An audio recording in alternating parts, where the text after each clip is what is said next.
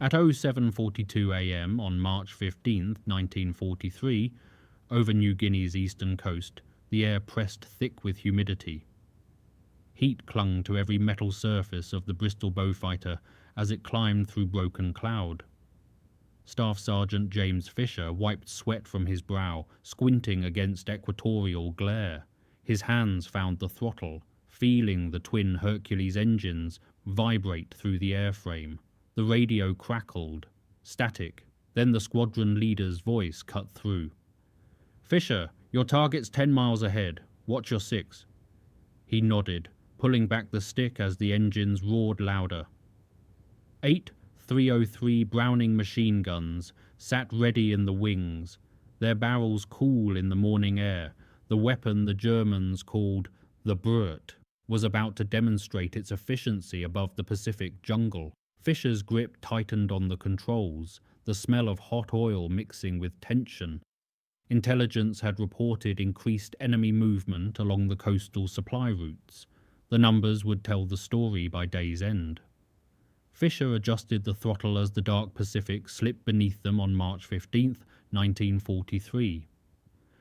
The Beaufighter, serial number A19-144, had been modified at Port Moresby 3 weeks prior. The British airmen were running another patrol sweep, but Fisher felt something different in his gut as they approached the target coordinates. Intelligence reports from General Kenny's 5th Air Force indicated a spike in enemy convoy activity along the Huon Peninsula. The modifications to their aircraft weren't standard. 8.303 Browning M1919 machine guns now occupied hardpoints originally designed for different armament. "I've heard the Germans call it the Brrrt," Sergeant Johnson said over the intercom, breaking 2 minutes of silence. "You think they understand what that sound means yet?" Fisher shook his head slightly. The heavy machine guns weren't for show. They'd been devastating enemy positions since the modifications began in February. Wind howled through gaps in the cockpit seal, but Fisher didn't register it. He was tuned to the engine's purr, the subtle hum of electrical systems, the weight of ammunition feeding into chambers. Their target sat 15 miles inland, a German supply line near Mount Wilhelm's eastern approaches. Allied intelligence had documented increased troop movements over the past week. Today, Fisher knew the enemy would experience the concentrated firepower of British engineering adapted for Pacific warfare. The gun camera was loaded with fresh film. Whatever happened next would be recorded. The morning patrol briefing had been routine. Squadron leader Morrison had pointed at reconnaissance photographs showing vehicle tracks through jungle clearings. Expected resistance, moderate small arms, possible light anti-aircraft, Morrison had said, tapping the map with his pencil. Fisher remembered the weight of that pencil tap, how it seemed to understate what they all knew. The enemy wasn't sleeping, they were learning. The Beaufighter's advantage was temporary. Every innovation sparked counter-innovation. Fisher checked his instruments. Fuel pressure normal, oil temperature rising but acceptable, ammunition counters reading full load. Corporal Davis, his gunner, sat silent in the rear position, hands already resting near his controls. They'd flown together for 4 months. Words weren't always necessary. The aircraft crossed from water to land at 07:55 a.m. Below, the jungle canopy formed an unbroken green carpet. Somewhere under that canopy, the enemy was moving supplies, reinforcing positions, preparing for operations that Allied commanders wanted disrupted. Fisher's role was simple: find them, fix them, destroy them. The complexity lay in execution. The ridge appeared through morning haze at 08:03 a.m., exactly where intelligence had predicted. Fisher pushed the control column forward, initiating a shallow dive. The Beaufighter responded smoothly, its twin engines adjusting pitch as airspeed increased. Below, smoke spiraled upward from what appeared to be a cooking fire or generator exhaust. Davis spotted it first. Movement. 2 o'clock low, approximately 300 yards from the smoke source. Fisher adjusted course 5 degrees. His finger found the gun trigger but didn't apply pressure yet. They needed clearer identification. The Beaufighter dropped through 1,500 feet. Details emerged. Vehicles arranged in a loose convoy pattern, canvas coverings over cargo beds, personnel moving between positions. Fisher's training took over. Target assessment, approach angle calculation, trigger discipline until optimal range. Ready, Davis confirmed, his voice steady despite what was coming. Fisher nodded, though Davis couldn't see it. The moment stretched, condensed, arrived. Fisher squeezed the trigger. The sound was immediate and overwhelming. Not individual shots, but a continuous roar as 8 machine guns fired in concert. The 303 Browning M1919s were designed for sustained fire, each weapon capable of 400 to 600 rounds per minute. Together they produced approximately 2,400 rounds per minute. The mathematical precision translated into physical violence. Tracer rounds arced downward, drawing bright lines through humid air. Impact points erupted across the target zone. Vehicle metal tore, wood splintered. Ground erupted in small geysers where rounds struck earth. Fisher held the trigger for 4 seconds. Approximately 160 rounds expended. He released, pulled up sharply. G-forces pressed him into his seat as the Beaufighter climbed. Davis was already assessing. Multiple vehicles hit, secondary explosions visible, personnel scattered. Fisher leveled off at 2,000 feet, banking left to observe results. 3 trucks were burning. Smoke billowed black and thick. The convoy that had been organized was now chaos. Fisher's breath came faster than he wanted. Training emphasized calm, but the body had its own responses. "Beautiful work," Davis said, and Fisher heard both. Admiration and something else in his voice, maybe recognition of what they'd just done to people who, moments before, had been eating breakfast or checking equipment. The Beaufighter climbed back toward patrol altitude at 08:25 a.m.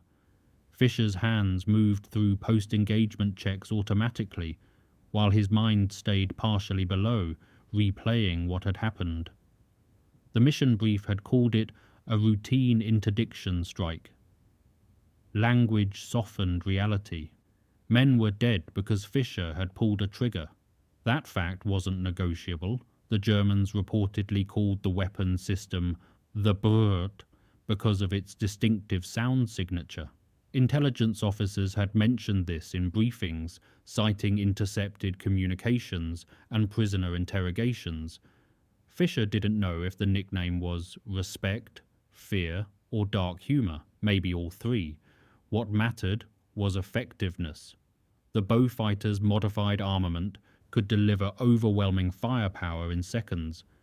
Speed of engagement often determined survival. But Fisher understood something the briefings didn't emphasize.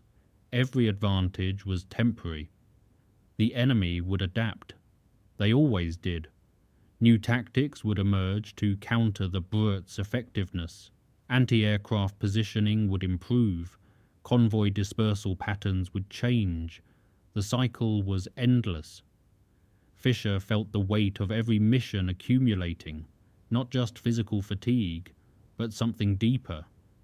Each trigger pull added to an internal ledger that no one else could see. The weapon was powerful, undeniably so.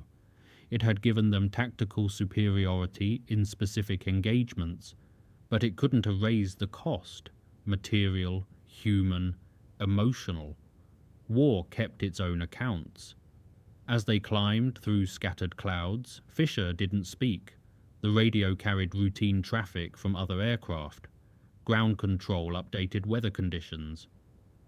Everything continued normally, as if the past 15 minutes were just another entry in the day's log. Fisher focused on the horizon, watching sunlight play across cloud formations. Somewhere in that vastness, the next engagement was already forming. The next convoy, the next target, the next moment when he'd need to choose between mission requirements and the part of him that wanted to fly home without adding to the ledger. The Brrrt had begun its legacy in the Pacific theater. Records would document its effectiveness in cold numerical terms, but those records wouldn't capture what Fisher felt now, the certainty that this weapon, like all weapons before it, would eventually become insufficient. Something else would be needed. The war would demand it. The morning fog hadn't lifted by 10:15 a.m. on March 16, 1943. Fisher checked his instruments for the third time in 5 minutes. Another reconnaissance mission, another sector of New Guinea's coastal zone to patrol. But something had changed. The radio traffic was denser, more urgent. Ground control reported increased enemy air activity over the past 12 hours. Fisher's Beaufighter carried full ammunition load, fuel tanks topped off at Port Moresby before dawn. Davis was quiet in his position, which meant he'd noticed the shift too. "We've got company," Davis said suddenly, his voice tight but controlled. Fisher's eyes scanned the sky systematically, high to low, left to right, back again. Then he saw them, 4 aircraft in loose formation, approximately 6 miles distant, altitude similar to theirs. The silhouettes resolved as they closed. Messerschmitt Bf-109s.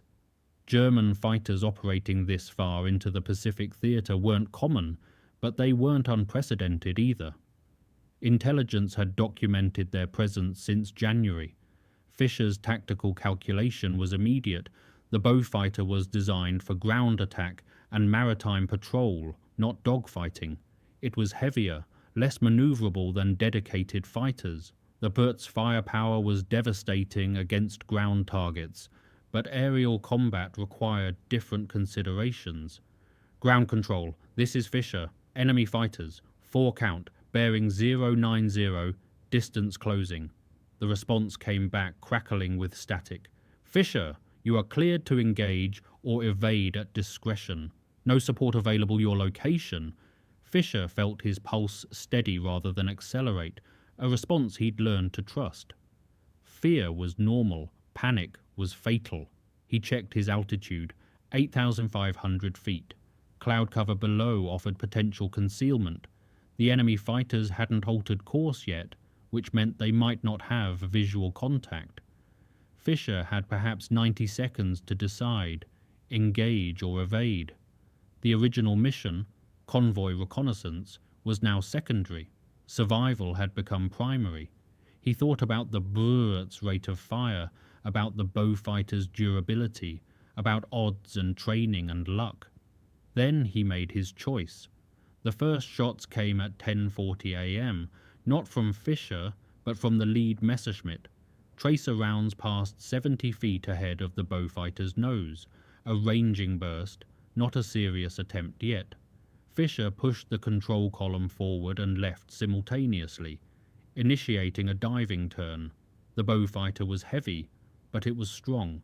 Its twin Hercules engines provided power that lighter fighters couldn't match in straight-line acceleration. Fisher used that now, diving toward cloud cover while banking to present a difficult deflection angle. Davis had rotated his position, tracking the enemy aircraft. 2 braking left, 2 holding high, he reported. Fisher processed this instantly. Classic fighter tactics: split the formation, attack from multiple angles, force the enemy to choose which threat to address. The Beaufighter shuddered as Davis opened fire. The sound of the Brrrt filled the cockpit, that continuous mechanical roar that gave the weapon its nickname. Fisher couldn't see Davis's target, but felt the aircraft's slight rightward drift as the guns fired. "Negative hit. They're fast," Davis said. Fisher had already known that. The Messerschmitts were agile, capable of tight turns that would tear the Beaufighter's wings off. This wasn't a fight they could win through maneuverability. Fisher needed to change the equation. He pulled out of the dive at 6,000 feet, leveling briefly before initiating a climbing turn to the right. The maneuver was unconventional, possibly suicidal. It presented his aircraft's profile to the enemy fighters, but it also aligned his nose with where he calculated the nearest Messerschmitt would be in 3 seconds. His finger found the trigger. The Brrrt spoke again, Fisher's 8 guns adding to Davis's fire. The combined output was staggering, over 3,000 rounds per minute between both positions. Fisher held the trigger for 2 seconds. Tracers filled the air between his aircraft and the enemy fighter. Metal sparked. The Messerschmitt rolled violently left and dove. Fisher didn't track it. The other 3 were still threats. His fuel state was now a consideration. His ammunition counter showed 20% expended. The mathematics of air combat were brutal and simple. Who ran out first usually died. By 12:30 p.m., Fisher was back at Port Moresby, sitting in the debriefing room while his hands gradually stopped shaking. The engagement had lasted 11 minutes. They'd survived. 1 enemy fighter had been damaged, possibly destroyed.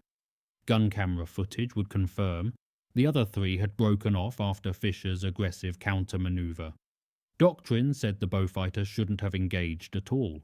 Reality said they hadn't had a choice. Squadron leader Morrison listened to Fisher's account without interrupting, making notes on a pad. When Fisher finished, Morrison set down his pencil. "Engineering is already discussing modifications," Morrison said. "Your action report will contribute to tactical assessments." Fisher understood what that meant. The Brrrt had performed adequately in air-to-air engagement, but adequately wasn't enough. The weapon system's true strength remained ground attack. Aerial combat required different capabilities. Back at the aircraft dispersal area, maintenance crews were examining Fisher's Beaufighter.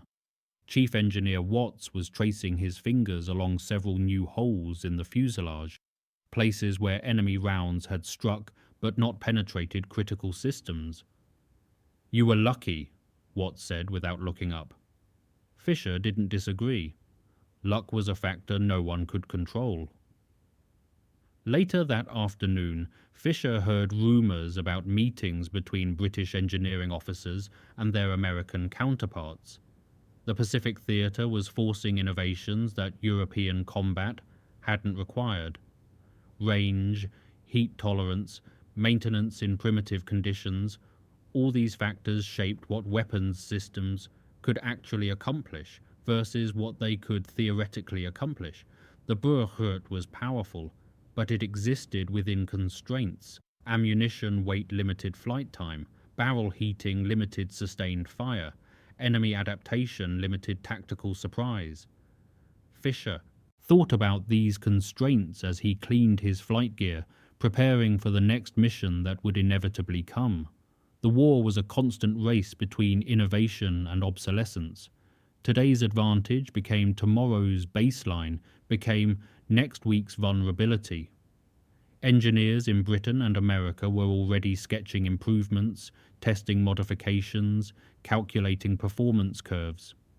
In the field, pilots flew what they had and hoped it was enough.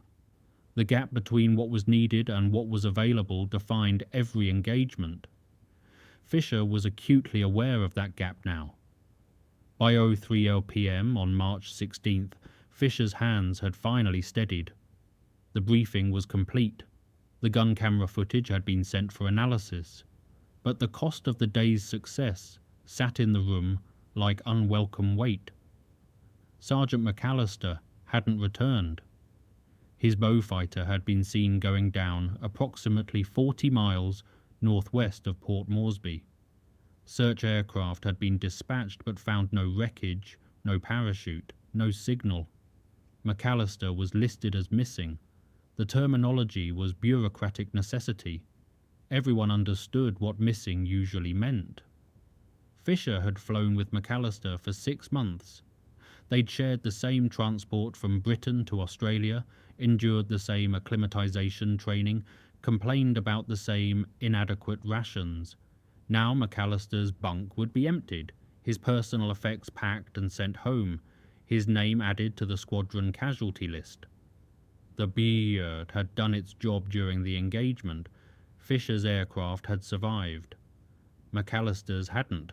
The weapon system's effectiveness was statistically measurable. Rounds fired, targets destroyed, successful evasions. Individual outcomes were different mathematics. Fisher sat on his bunk after the briefing ended, holding a photograph that McAllister had shown him 3 days prior. It showed McAllister's wife and 2 daughters standing in front of a house in Cornwall.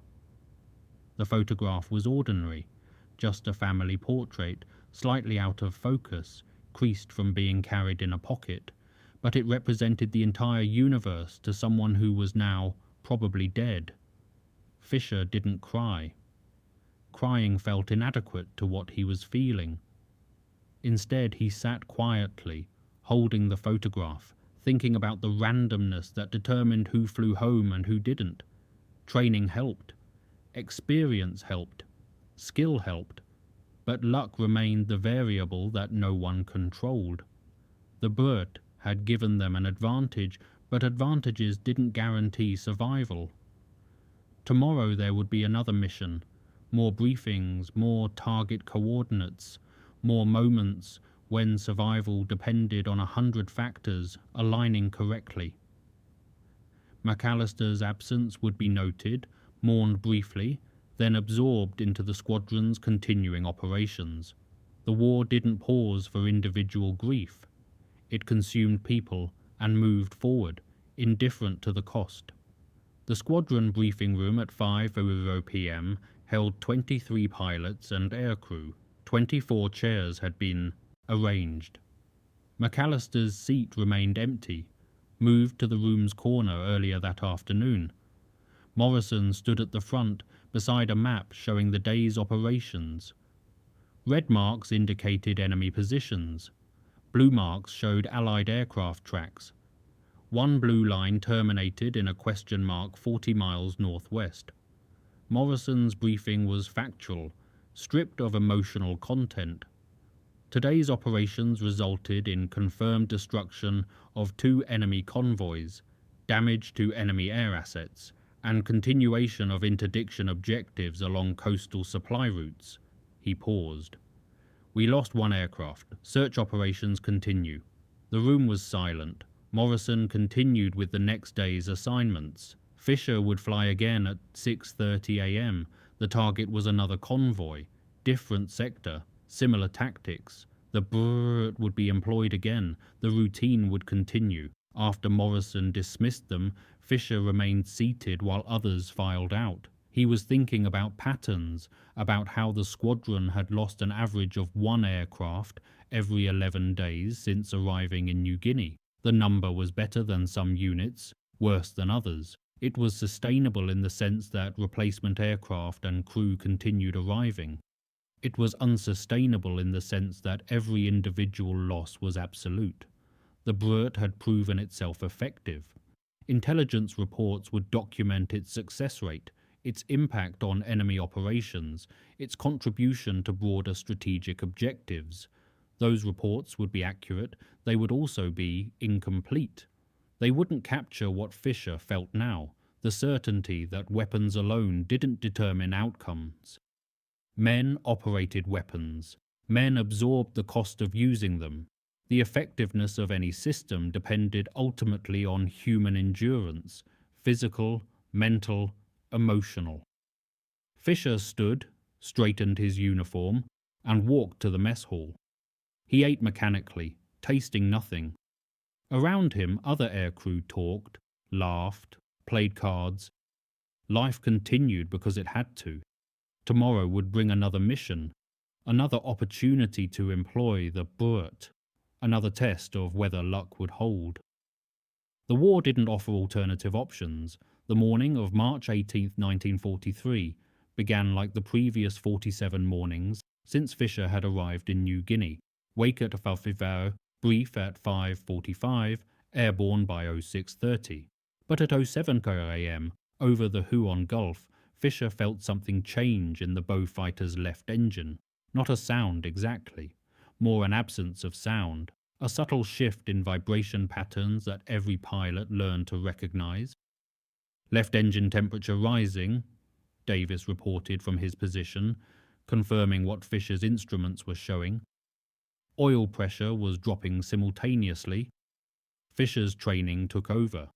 Reduce throttle on affected engine, increase on the right to maintain altitude, begin searching for emergency landing options. The problem was immediate and worsening.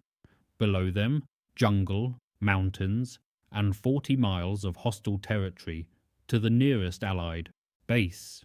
The engine temperature continued climbing despite reduced throttle. Fisher made the calculation: continue toward base on one engine or attempt emergency landing. The Beaufighter could theoretically fly on one engine, but theoretically assumed optimal conditions. They were heavy with ammunition, operating in tropical heat over terrain that offered no forgiveness. "We're going back," Fisher said, already adjusting course. The decision felt both obvious and impossible. Davis didn't respond, which meant agreement. The next 8 minutes tested everything Fisher had learned about aircraft control. The Beaufighter wanted to yaw left with asymmetric thrust. Fisher compensated with rudder pressure, his leg beginning to cramp from the sustained effort. Altitude bled away despite his best efforts, 200 feet per minute, slow but inevitable. At 07:15 a.m., the left engine seized completely. The propeller stopped turning. Fisher immediately shut down fuel flow and electrical power to prevent fire. Now they were truly flying on one engine, descending 30 miles from base. The Brrrt's weight, all those guns and ammunition, was now a liability rather than an asset. Every pound worked against them.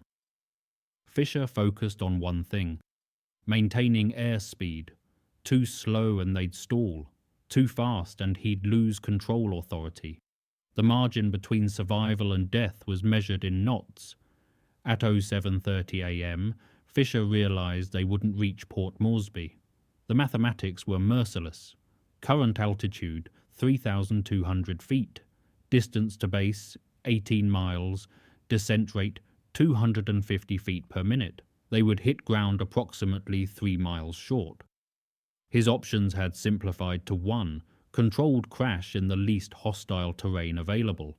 He spotted a clearing ahead, maybe 400 yards long, narrow, bordered by trees. It wasn't a runway. It was barely adequate. It was all they had. "Brace for impact," Fisher said. His voice was calmer than he felt. Davis acknowledged. Fisher began the approach, configuring the aircraft for landing while managing single-engine power. Flaps down incrementally. Landing gear. He chose to leave it retracted. Belly landing would be violent, but potentially more survivable than a gear collapse. The clearing grew larger. Fisher could see individual trees now, rocks, uneven ground that would tear the aircraft apart.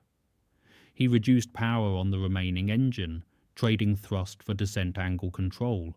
The Beaufighter dropped below tree height at 110 knots, faster than ideal, but he had no choice. The aircraft's belly touched ground, and everything became noise and violence. Metal scraped across rock and dirt. The propeller struck and shattered. The control column was ripped from Fisher's hands. His body slammed forward against the restraints, then sideways as the aircraft slewed left. Something exploded. Maybe a tire, maybe worse. The windscreen cracked. Fisher's vision narrowed. Time dilated and compressed simultaneously. The Beaufighter travelled approximately 200 yards before momentum bled away. When motion finally stopped, silence rushed in. Fisher's first thought was, "I'm alive." His second, "Get out. Fuel could ignite any second." He fumbled with his restraints, hands shaking now from adrenaline rather than fear. The canopy was jammed. He kicked it twice before it released. Davis was already moving in the rear position. They extracted themselves from the wreckage and ran, not particularly fast, but with desperate determination. until they were 50 yards clear. Then they turned and looked at what remained of their aircraft. The Beaufighter was broken, smoking, finished. The Brrrt's guns were buried in crumpled metal. The weapon that had seemed so powerful was now just wreckage. By 080 AM, Fisher and Davis had established a defensive position on high ground overlooking the crash site. They'd salvaged 2 rifles, ammunition, water bottles, and a radio that might or might not function. Fisher tried the radio first. Static. He adjusted frequency and tried again. Nothing. They were approximately 15 miles from Port Moresby, but 15 miles through jungle and potentially enemy-held territory was infinitely far. Davis was checking his rifle, mechanical actions that occupied his hands while his mind processed what had happened. Fisher did the same. Training emphasized survival priorities: security, shelter, water, signaling. Security was uncertain. They didn't know if enemy forces were nearby. Shelter was immediate. The jungle provided concealment. Water they had, for now. Signaling would have to wait until they determined the radio's condition. Fisher thought about the Brrrt, about the weapon system that had defined their missions for the past month. All that firepower was now useless metal in the wreckage below. The lesson was obvious. Effectiveness was contextual. A weapon was only valuable when you could employ it. Strip away the aircraft, the ammunition supply, the tactical situation that favored its use, and the Brrrt became nothing. Fisher felt strangely detached from this realization. Maybe it was shock, maybe exhaustion. He examined the thought clinically. The weapon hadn't failed. The aircraft had failed. But the result was the same. Survival now depended on basic infantry skills, not aerial firepower.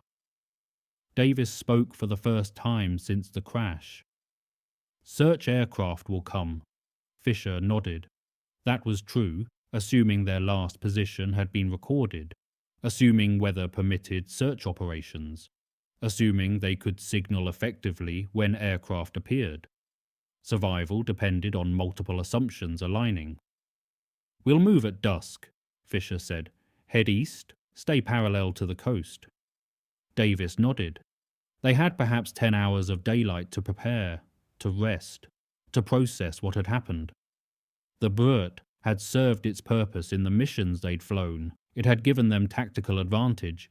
It had contributed to operational objectives, but it hadn't made them invulnerable. That was the final lesson. No weapon system eliminated risk. It only shifted probabilities slightly in the operator's favor. Fisher stood in front of 12 new pilots on March 25, 1943, 1 week after the crash. He and Davis had been recovered after 31 hours in the jungle, found by an Australian patrol that had been searching for them. Now Fisher was back at Port Moresby, assigned temporarily to training duties while a replacement Beaufighter was allocated. Squadron leader Morrison had asked Fisher to speak to the new arrivals about the Brrrt, about tactics, about the reality of combat in the Pacific theatre. Fisher looked at their faces, young, eager, frightened in ways they didn't yet recognize. He remembered being that young. "The weapon works," Fisher began. "The 8.303 Browning M1919s will deliver approximately 2,400 rounds per minute. That's documented, verifiable, and tactically significant." He paused. "But understanding the weapon isn't the same as understanding what happens when you employ it." He described the convoy attack on March 15th, the aerial engagement the following day, the engine failure that had ended his most recent sortie. He kept his language factual, avoiding both glorification and excessive grimness. The new pilots needed accurate information, not drama. "You'll hear people call it the Brrrt," Fisher continued.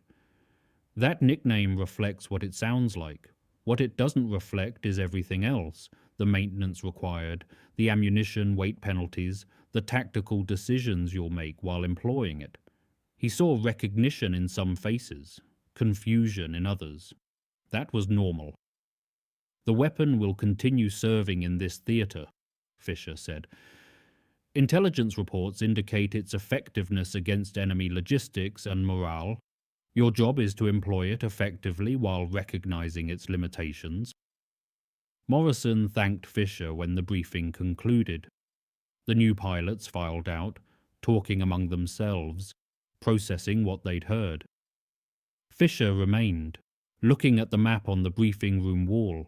Red marks indicated enemy positions throughout New Guinea and the surrounding islands.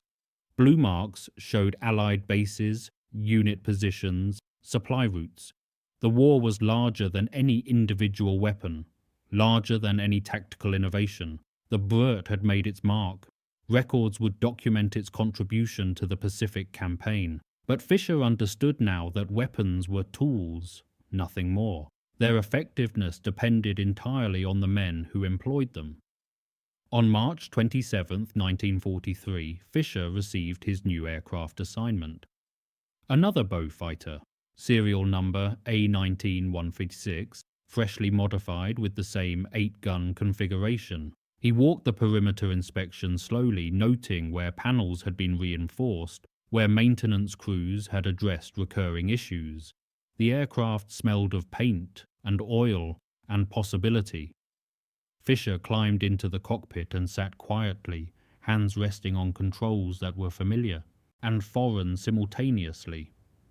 Every aircraft had its own character, subtle differences in how controls responded, small variations in engine sounds, unique quirks that pilots learned through experience. This wasn't his old Beaufighter. That aircraft was wreckage in the jungle, but this one would serve the same purpose. He thought about McAllister, about the empty bunk that had been filled by a new pilot Fisher barely knew.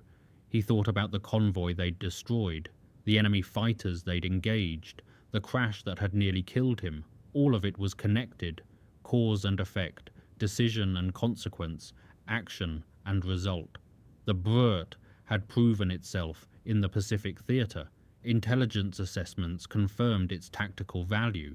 Enemy communications intercepted by Allied codebreakers showed the weapon had generated concern among German units operating in the region. The nickname, the Brrrt, appeared in multiple translated documents. Fisher didn't know if that should make him proud or troubled. Later that afternoon, he flew A19156 on a test flight, checking systems and calibrating his response to its handling characteristics. The 8.303 Browning M1919s functioned perfectly, their test firing sending tracers arcing into the target range. The sound was familiar, that continuous mechanical roar that defined the weapon. Fisher landed at 04:30 p.m., reported satisfactory aircraft performance, and was cleared for combat operations beginning March 28th. That night, he wrote a letter to his family in England. He didn't mention the crash, the combat, or the cost. He wrote about the weather, about food that wasn't quite terrible, about hoping the war would end soon. The letter was full of omissions, but those omissions were necessary. Some experiences couldn't be translated into words that made sense to people who hadn't lived them. On April 3, 1943, Fisher was airborne again, leading a 3-aircraft formation toward enemy positions along the northern coast. The mission brief was routine: interdict supply convoy, return to base. The Brrrt's guns were loaded, systems checked, crew ready. Below, the jungle canopy stretched endlessly. Somewhere down there, men moved supplies, reinforced positions, prepared for battles that would come in days or weeks. Fisher's role was to disrupt those preparations, to employ the weapon system he'd been entrusted with, to contribute to objectives that extended far beyond what he could see from his cockpit. He thought briefly about everything that had brought him to this moment: training in Britain, transit to Australia, months of combat operations in New Guinea. He thought about McAllister's empty seat, about the crash he'd survived, about the new pilots he'd briefed. Then he focused forward, on the mission, on the immediate requirements of formation flying and target acquisition.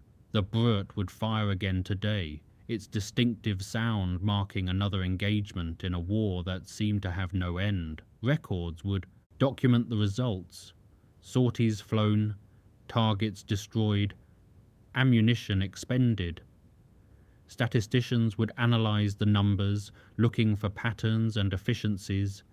Engineers would continue refining the weapon system, seeking incremental improvements. But Fisher understood something the records wouldn't capture. The weapon was only part of the equation. The men who flew it, maintained it, employed it under pressure, they were what made the difference. The Brrrt could deliver 2,400 rounds per minute, but metal and mathematics alone didn't win wars. Human endurance, courage, and sacrifice determined outcomes. Fisher's finger rested near the trigger as they approached the target coordinates. In moments, he would fire. The sound would echo across the jungle. The Brrrt, announcing its presence again, and then they would fly home if luck held and prepare for the next mission.